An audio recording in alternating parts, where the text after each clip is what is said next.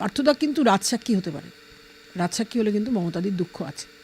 পার্থদার কি কান্না, বললো সোনালি কী অসভ্য মেয়ের সঙ্গে আমরা দল করেছিলাম। আমি বললাম পার্থদা তাহলে আমার কথা ভাবো, 26 দিন অনশন করা কি সোজা কথা? 26 দিন অনশন করেও মমতাদির 2 কেজি ওজন বেড়ে গেল। আমরা বিধানসভায় যখন ঢুকতাম পরে সিপিএমের এমএলএরা বলতো বাংলার ন্যানো গুজরাটে কেন। আমি অভিষেক বন্দ্যোপাধ্যায়কে খুব ছোট থেকে চিনি। আমাকে বললেন যে সোনালিদি তোর ছেলেকে তোর কাছেই পাঠালাম। তারপরে অভিষেকের লাইফস্টাইল চেঞ্জ হয়ে গেল। জিতেই লাইফস্টাইল চেঞ্জ হলো না, কিন্তু তারপরে লাইফস্টাইল চেঞ্জ হয়ে গেল। আর যেদিন ক্ষমতায় থাকবি না সেদিন যে তোর দুর্দশা কী হবে সেটা আমরা জানি, জনতা জনার্দন। আশেপাশের লোকেরা দুর্নীতি করছে অথচ আপনি জানেন না সেটা হয়। মমতাদি সব জানতেন। তার আমরাই তো একদিন বলতাম সততার প্রতীক মমতা, মমতার প্রতীক জোড়াফুল, সেই জোড়াফুল চিহ্নে সব ভোট দিন। এখন সততা তো লাপতা হয়ে গেছে, তার খোঁজ পাওয়া যাচ্ছে না। 26-এর বিধানসভা নির্বাচনে তৃণমূল ক্ষমতায় আসবে না। নমস্কার, ওঙ্কার বাংলায় আপনাদের স্বাগত। আমি আপনাদের সঙ্গে বিশ্বজিৎ। তবে সেই সময় মমতা বন্দ্যোপাধ্যায়ের একান্ত সঙ্গী, খুব কাছের যে বৃত্ত, সেই বৃত্তের মধ্যে ছিলেন সোনালী গুহ। আজ তিনি আমাদের সঙ্গে তিনি রয়েছেন। সোনালি, আপনাকে ওঙ্কারে প্রথম স্বাগত। দিদি, আপনারা যখন ডেপুটি স্পিকার ছিলেন, 4 বারের এমএলএ ছিলেন, তারপরেও আপনারা যে সামাজিক অবস্থান, কিন্তু অভিষেক বন্দ্যোপাধ্যায়কে আপনি খুব কাছ থেকে দেখেছেন, কিন্তু তার এখন যে এই যে তার লাইফস্টাইল, সেটা নিয়ে কী বলবেন? দেখুন, অভিষেক বন্দ্যোপাধ্যায় লাইফস্টাইল চিরকালই একটু হাই। অভিষেক বন্দ্যোপাধ্যায় তো আমাদের ডায়মন্ড হারবার কেন্দ্রেরই এমপি, তার লাইফস্টাইলই কিন্তু খুব হাই চিরকালই। অভিষেক বন্দ্যোপাধ্যায় একবার এক সময় যখন উনি ডায়মন্ড হারবার এমপি হলেন, ওনার সেবার সাউথ ক্যালকাটায় দাঁড়ানোর কথা ছিল। তো অভিষেক বন্দ্যোপাধ্যায়ের মা, আমি অভিষেক বন্দ্যোপাধ্যায়কে খুব ছোট থেকে চিনি, আমাকে বললেন যে সোনালিদি তোর ছেলেকে তোর কাছেই পাঠালাম। তখন আমি ওদের সঙ্গে আমার তুই তো কারির সম্পর্ক। তখন আমি বললাম কী রে অভিষেক, ডায়মন্ড হারবার কেন্দ্রে দাঁড়াচ্ছেন, তুই নিশ্চিন্তে থাক, ও কিন্তু জিতবেই। তখন অভিষেক প্রথমবার একটু কম ভোটে জিতল, ঠিক আছে জিতল। তারপরে অভিষেকের লাইফস্টাইল চেঞ্জ হয়ে গেল। জিতেই লাইফস্টাইল চেঞ্জ হলো না, কিন্তু তারপরে লাইফস্টাইল চেঞ্জ হয়ে গেল। অভিষেক একবার আমতলা দিয়ে আমরা আসছি, আমি অভিষেক গাড়িতে ট্রাভেল করতাম। তখন আমি বললাম বাবু তোর গাড়িতে কি আমি যাবো? তো অভিষেক বলে হ্যাঁ চলো সোনালি পিসি। তখন আমি আসলাম, আমি সবাইকে নমস্কার করছি, অভিষেক বসে আছে সামনে। তখন আমি বললাম বাবা এখানে কিন্তু আমাদের সব ভোটার। অভিষেক বার্তাই দিচ্ছে না। তখন একজন বলছে একটা গালাগালি দিয়ে যে যাচ্ছিস যা, এখন পুলিশ নিয়ে যাচ্ছিস, যেদিন ক্ষমতায় থাকবি না একটা পুলিশও তোর সঙ্গে থাকবে না। আর যেদিন ক্ষমতায় থাকবি না সেদিন যে তোর দুর্দশা কী হবে সেটা আমরা জানি, জনতা জনার্দন। তখন আমি বললাম এই কাকে বলছো? উনি তো আমাদের এমপি। বললে ম্যাডাম আপনিও তো এমএলএ, আপনি 1-2 বার জেতেননি, 4-4 বার এখান থেকে জিতেছেন, আপনি নমস্কার করছেন। আমি ওনার থেকে নমস্কারও আশা করি না, কিন্তু উনি তো আমাদের দেখে একটা হাই হ্যালো করবেন। এই যে এত দুর্নীতির অভিযোগ সামনে বারবার আসছে, মমতা বন্দ্যোপাধ্যায় যে সততার প্রতীক নামটা উনি বারবার ব্যবহার করতেন, অনেকে বলেন যে মমতা বন্দ্যোপাধ্যায় এই যে দুর্নীতি, নিজে উনি দাবি করেন যে আমি কিছুই জানতাম না, এটা কি সত্যি? দেখুন, আশেপাশের লোকেরা দুর্নীতি করছে অথচ আপনি জানেন না সেটা হয়। মমতাদি সব জানতেন। তার আমরাই তো একদিন বলতাম সততার প্রতীক মমতা, মমতার প্রতীক জোড়াফুল, সেই জোড়াফুল চিহ্নে সব ভোট দিন। এখন সততা তো লাপতা হয়ে গেছে, তার খোঁজ পাওয়া যাচ্ছে না। আপনারা যে কষ্ট করে লড়াই করে, কার্যত রাস্তায় নেমে লড়াই করে তৃণমূলটাকে সামনে থেকে ক্ষমতায় এনেছিলেন, কিন্তু এখন দেখা যাচ্ছে যে নতুন যারা স্বাভাবিক নতুন প্রজন্ম আসবে, কিন্তু তাদের যে লাইফস্টাইল, তাদের রাজনীতি করার ধরনটা কী মনে হয়? দেখুন, এরা তো নতুন তৃণমূল, আমি তখন আর তৃণমূল করি না, আমি এখন বিজেপি করি। মমতাদির মূল্যবোধ, মমতাদি একবার তৃণমূল কংগ্রেস করেছেন, মমতাদি মালদা গেছেন, এখনও বোধহয় ইংরেজবাজার পুরসভার চেয়ারম্যান কৃষ্ণেন্দু নারায়ণ চৌধুরী, তিনি তখন দিদি নতুন দল তৈরি করেছেন বলে দিদিকে 50,000 টাকা দিচ্ছেন আর কি। তখন কৃষ্ণেন্দুদাকে আমরা সবাই কিষাণ বলে ডাকতাম, দিদি তো নাম ধরে ডাকতেন। দিদি বলছেন ফলে জিজ্ঞেস কর এটাতে কী আছে। আমি জিজ্ঞেস করলাম কিষাণদা এটাতে কী আছে? তুমি বুঝবে না সোনালিদি, এটাতে টাকা আছে। তখন দিদি বলছে কত টাকা? কিষাণদা বলছেন 50,000 টাকা। তখন দিদি বলছে না কৃষ্ণ, আমি হাতে করে টাকা নিই না, তুমি তো জানো আমি একটা মূল্যবোধ নিয়ে রাজনীতি করি। তো কৃষ্ণেন্দুদা বলছেন যে দিদি রাজনীতি করতে গেলে টাকার দরকার হয়। দিদি নিলেন না। তখন আমার চোখে জল চলে আসলো, কী মূল্যবোধ নিয়ে ভদ্রমহিলা চলেন, এত মূল্যবোধ। তারপরে ভোট চলে এসছে, দিদি ভোটের প্রচার করছেন। দিদি তখন সাউথ ক্যালকাটার প্রার্থী। একটা ছেলে সহকর্মী আমাদের, তিনি এসে বলছেন যে সোনালি দিদি আছে? তখন দিদি ঘরে বিশ্রাম নিচ্ছেন। তখন আমি বললাম হ্যাঁ আছে। বলে আমরা সহকর্মীরা মিলে 5,000 টাকা তুলেছি, এটা দিদিকে দিতে চাই ইলেকশন ফান্ডে, তোমরা নেবে গো? দিদির বাড়িতে আপনি গেছেন কিনা জানি না, দিদির বাড়িটা বাইরের একটা বারান্দা, সেখানে পর্দা টানানো আছে। দিদি কিন্তু পর্দার পেছনে দাঁড়িয়ে সব কথা শুনছেন। দিদি বললেন সোনালি অমুকে এসছে না? তখন আমি বললাম হ্যাঁ দিদি। তখন বলল যে ওকে তুই ডাক। তখন বলছে এই তো দিদি আছে। মানে তুমি কেন বললে দিদি নেই? আমি বললাম আমি তো বলিনি দিদি নেই, আমি বলছি দিদি বিশ্রাম নিচ্ছে। 48 আওয়ার্স বিফোর পোল, তখন তো মানুষকে বিশ্রাম নিতে হয়। একটু বিশ্রাম না নিলে উনি পরের দিন, মানে পরের 48 ঘন্টা পরে উনি ইলেকশন লড়বেন কী করে? ছেলেটা এত খুশি হলো, সেটা দিদির পায়ে হাত দিয়ে নমস্কার করে সেটা জিভে ঠেকাচ্ছে। তখন দিদি বলছে যে তুই কি দিতে এসেছিলি? তখন বলছে দিদি আমরা এরকম 5,000 টাকা করে তুলছি, মালদায় তো এরকম তুলছি, আপনারে দিতে আসছি। তখন দিদি বললেন সোনালি টাকাটা নিয়ে নে। তখন আমি তাকিয়ে বলছি দিদি তুমি যে কিষানদার 50,000 টাকা নিলে না? বলে ওটার টাকাটা ছিল কৃষ্ণেন্দু নারায়ণ চৌধুরী কীভাবে জোগাড় করেছিল সেটা বলেন। তখন আর এইটা হচ্ছে সহকর্মীদের তোলা টাকা। দিদি আমাকে বললেন যা তুই 5,000 টাকা নিয়ে বেরিয়ে যা। কোথায় যাবো দিদি? না আমার পরশুদিন নির্বাচন, তুই সব ঠাকুরের জন্য মালা কিনে নিয়ে।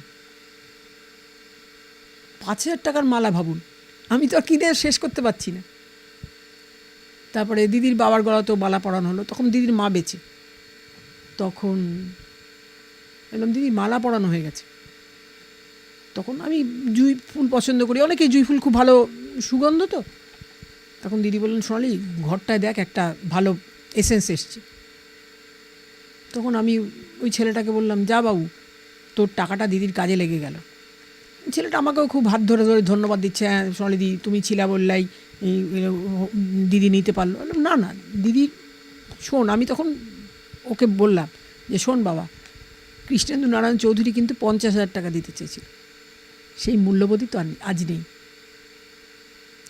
আমি তো একসময় বলতাম সততার প্রতীক মমতা, মমতার প্রতীক জোড়াফুল, সেই সততাই আজকে লাপাতা, সততাকে আর খুঁজে পাওয়া যায় না। 26-এর বিধানসভা নির্বাচন কি হতে পারে বলে মনে হয়? 26-এর বিধানসভা নির্বাচনে তৃণমূল ক্ষমতায় আসবে না, আসবে না, আসবে না। কারণ আমাদের মতো যোদ্ধাদেরই তো মমতাদি এখন পাত্তা দেন না।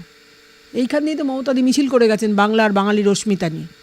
আমি যেখানে থাকি সেটা মমতাদি জানার কথা না, কিন্তু আমার হাজব্যান্ড তো এখানকার কাউন্সিলর ছিলেন। মমতাদি জানেন তো উনি এখানকার কাউন্সিলর ছিলেন। ওনার তো একবারও মনে হলো না যে সোনালী গুহর এইখানে বাড়ি, কই সোনালীটার খবর নেই। উনি তো একবারও এই কদিনের মধ্যে একবারও কাউকে পাঠিয়ে উনি খবর নেননি, খবর নেওয়ার প্রয়োজনীয় তো মনে করেননি। দিদি একসময় শোনা যেত যে সিঙ্গুরের চটি পুলিশরা অনেক অত্যাচার করেছে, সে সময় কি সত্যি সত্যি চটি পুলিশরা এরকম করেছিল মনে হয়?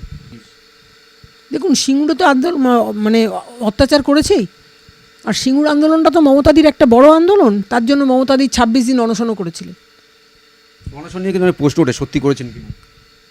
দেখুন উনি তো আমার সামনে কিছু খেতেন না, আর আমি তো সংসারী মানুষ, আমাকে তো উপোস করতেই হয়। একদিন উপোস করার পরই অন্তত জল না খেলে, জল তেষ্টায় তো মানুষের একটু কাহিল হন। 26 দিন অনশন করা কি সোজা কথা? 26 দিন অনশন করেও মমতাদির 2 কেজি ওজন বেড়ে গেল? আমি জানি না। আমি তো 4 দিনের দিন আমি যদি অনশনে অংশগ্রহণ না করতাম তাহলে পেপারে সমস্ত কাগজে বা আপনাদের প্রেস মিডিয়ায় লেখা হতো যে ছায়াসঙ্গী ও মমতাদিকে সঙ্গ দিলেন না। আমি সেই জন্যই অনশনে গেছিলাম। অনশনের অভিজ্ঞতা আমার খুব তিক্ত মানে দিদি কিন্তু আমার সাথে খারাপ ব্যবহার করতেন না। দিদি বলতেন সোনালি তুই অনশন করবি? হ্যাঁ দিদি, তোমার সঙ্গে অনশন না করলে তো এরকম প্রেসে হবে। তখন দিদি বলতেন 4 দিনের দিন আমি কিন্তু অসুস্থ হয়ে পড়লাম, আমি আর পারছি না। আমি এখন সুগারের পেশেন্ট, কিন্তু তখন আমার হাই প্রেশারের পেশেন্ট ছিলাম। আমি বললাম দিদি আমি আর পারছি না। দিদি একটা ফিচেল হাসি দিয়ে বললেন তুই কি অনশন উইথড্র করতে চান? দিদি আমার পক্ষে আর টানা সম্ভব হচ্ছে না। দিদির জন্য একটা ওই ভ্যানিটি ভ্যানের মতো একটা, যাতে বাথরুম পায়খানা অ্যাটাচ থাকে। দিদি তো তারপরেও বাথরুম টাথরুম মানে করেছিলেন, মানে তৈরি করিয়েছিলেন। আমি জানি না 26 দিন অনশন করলে মানুষের ওয়েট বাড়ে কিনা। আচ্ছা, দিদি এখন বলছে সিঙ্গুরের শিল্প হবে, তাহলে কি সেদিনের শিল্প তাড়ানোটা কি ভুল ছিল? দিদি তো শিল্প তাড়াননি। আজকে যদি কেউ অপরাধী হয়ে থাকে, আমি, দিদি তো আমাদের রেখেই, আমাকে, সুব্রত বক্সিকে, পার্থ চ্যাটার্জিকে, সবাইকে রেখেই দিদি সেদিন টাটাকে দিদি চলে যেতে বাধ্য করেছিলেন। আমরা বিধানসভায় যখন ঢুকতাম, পরে সিপিএমের এমএলএরা বলতো বাংলার ন্যানো গুজরাটে কেন? আমরা জবাব দিতে পারতাম না।